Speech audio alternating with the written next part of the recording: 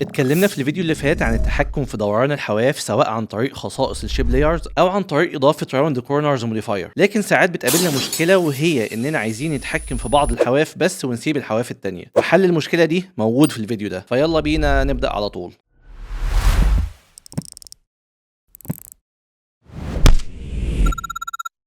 زي ما كنا اتكلمنا في الفيديو اللي فات، قلنا لو عملنا دوسنا حرف الكيو من الكيبورد ودوسنا كيو مرة كمان عشان خاطر نعمل مربع بالشكل ده، دوس كنترول هوم نخليه في وسط الشكل بتاعنا. عاوزين نخلي الشكل ده ليه حواف دائرية، بمنتهى البساطة بنعمل أكتر من حاجة. ممكن هندوس سهم ونيجي هنا عند ريكتانجل باث وبنزود حاجة اسمها راوند نسب الشكل ده عشان خاطر تعمل لنا الحواف تبقى دائرية، أو إن احنا نيجي هنا عند قائمة اد وندوس هنا راوند كورنرز ونبدأ نلعب في الكورنر بتاعي ونزود برضو الحواف. واتكلمنا عن إن الطريقة دي غير الطريقة الأولانية وشرحناها في الفيديو اللي فات، لكن ساعات بتقابلني مشكلة محددة أو مشكلة معينة، وهي إن أنا بكون عاوز أتحكم في الحواف دي بس. يعني لو جيت هنا ودوست كده وقلنا لعبنا في راوند نسب الشكل ده هيتحكم في الحواف كلها، لكن ساعات ببقى عاوز أتحكم في الحواف زي ما بيبقى على الإسليتور مثلا.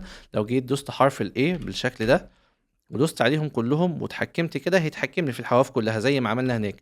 لكن لو مسكت نقطة واحدة واتحكمت فيها كده، ومسكت نقطة تانية اتحكمت فيها كده، مسكت نقطة تالتة اتحكمت فيها حاجة أبسط، وهكذا. الإلستريتور بيدينا أريحية في التحكم عكس الأفتر إفكت، لكن ده مش حقيقي لأن ده ممكن يتعمل برضه على الأفتر إفكت عن طريق حاجة بسيطة جدا، وهي إننا بنمسك الشكل بتاعنا بعد كده بندوس كليك يمين على الريكتانجل أو على الباث بتاعنا. خلينا نقفل كده كل حاجة عشان نشوف.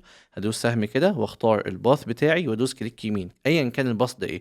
بعد كده بدوس هنا كونفرت تو بيزير باص عشان خاطر يبدا الباص بتاعي يتحول لنقط. طبعا بعد ما بيتحول لنقط انا بفقد خصائص كتير جدا، لكن انا لازم اكون ثبت على الشكل بتاعي وعرفت انا عاوز اعمل ايه، وما حولوش الا لما خلاص انا عاوز اعدل حته الكورنرز دي او عاوز اعدل حاجه بسيطه. بس لو مسكت كده ولعبت في اي حاجه فالدنيا باظت معايا، انا كده ما عملتش حاجه. طب الحل ايه؟ الحل ان انا ادوس على كلمه باص بالشكل ده تاني زي ما كنت عامل، واختار النقطتين اللي انا عاوزهم وادوس. ركز معايا في الحته دي، وادوس كنترول تي هيبدا ان هو ايه، يعمل لي تحكم في الجزئيه بتاعتي. لو مسكت كده الحافه دي او الكورنر ده وسحبت بالشكل ده، بس طبعا ادوس شيفت عشان خاطر يسحب بشكل منتظم. لو شلت ايديا من على الشيفت وعملت كده هيبدا يبوظ الشكل بتاعي زي ما انتم شايفين.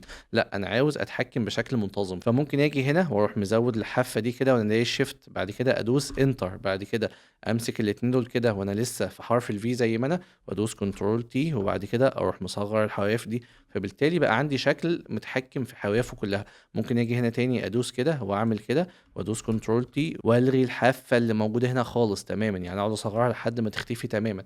ممكن برضو اجي هنا وادوس كنترول تي بعد ما اعلم على الاتنين دول واخلي دي كده زي ده قوي بالشكل ده. تمام يا شباب؟ فالطريقه دي تخليني عندي تحكم شبه كامل. فاحنا في الفيديو اللي فات وفي الفيديو ده لو جمعنا الاتنين على بعض هنكتشف ان احنا نقدر نعمل اي حاجه في الشيب او اي حاجه خاصه بتعديل الحواف في الشيب اللي موجود على الافتر افكت. طبعا التركية دي غالبا مش هتلاقيها منتشره في اي حته، بس انت هنا للاسف على قناه موشن ويزارد فتابع القناه. لو في اي جديد ان شاء الله هتستفيد. دعمنا بالتعليق والمشاركه لان ده بيفرق معانا. اشوفك ان شاء الله في فيديو جديد يا صديقي. سلام.